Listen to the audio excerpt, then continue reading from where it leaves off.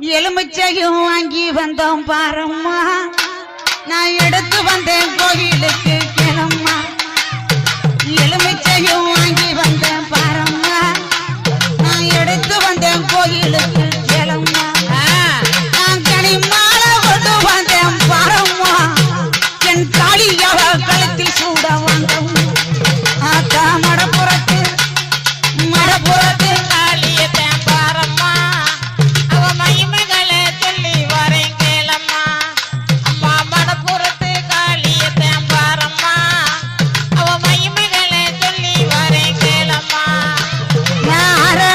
பட்டெடுத்தேன் பாரம்மா